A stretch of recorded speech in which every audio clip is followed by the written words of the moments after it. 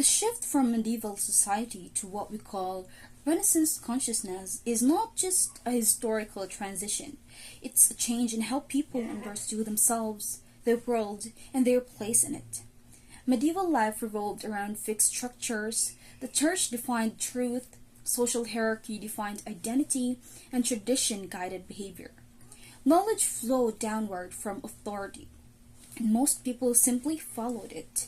But as Europe moved toward the late Middle Ages, this stability started to break apart. Wars, economic struggle, and especially the Black Death disrupted the old order. A historian, Carolyn Barron, describes this period as a crisis of authority, a moment when people began to doubt the institutions that once shaped every aspect of life. For me, crisis is the turning point when people realize that inherited truths were no longer enough. We can see this shift clearly in literature.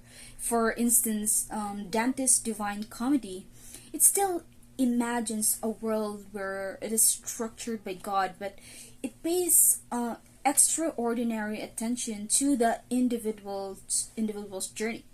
Dante's character, it walks, chooses, questions, and grows. The emphasis is no longer just on divine judgment, but it's also on personal responsibility. This focus on individual is one of the earliest hints that we can see in Renaissance thinking. A few decades later, Boccaccio's The Decameron pushes the transition further, because instead of saints and miracle stories, he gives us ordinary people using their intelligence, humor, and resilience to survive a plague. Their choices, not fate alone, shapes their lives. In my own reading, this shift feels powerful because it recognizes something medieval literature rarely highlighted, that human experience itself can be a source of knowledge. As the 4th and 5th centuries unfold, this interest in human mind becomes more deliberate. Thinkers like Petrarch began looking back at classical Greek and Roman texts, believing that ancient writers understood something essential about ethics, politics, and the human spirit. This classical recovery becomes the foundation of humanism, the intellectual engine of Renaissance.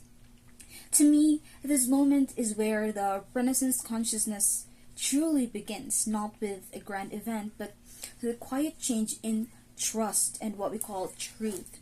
Medieval society trusted the church.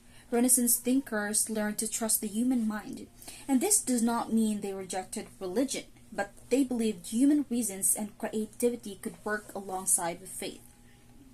The expansion of artistic practice confirms this new worldview.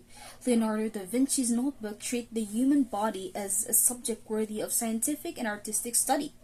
Michelangelo's sculptures celebrate human potential.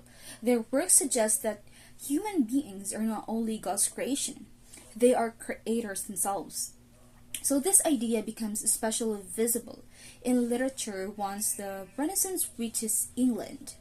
Writers like Chaucer, Sidney, and More engage directly with questions about society, morality, and identity. But it is Shakespeare who captures Renaissance consciousness most completely, because his characters think deeply, question themselves, and wrestle with ambition, guilt, desire, and doubt. Their struggles mirror what scholar Jacob Burckhardt famously said about the Renaissance, which is that it marked the moment when individuals became fully aware of themselves as individuals. For me, Burckhardt's idea connects directly with what Barron describes in medieval collapse. When authority weakened, people had to rely on something else, that is, themselves. And from that reliance emerged a new form of consciousness, one that valued critical thinking, self-expression, personal agency, and belief that life could be shaped by human decision rather than the divine destiny alone.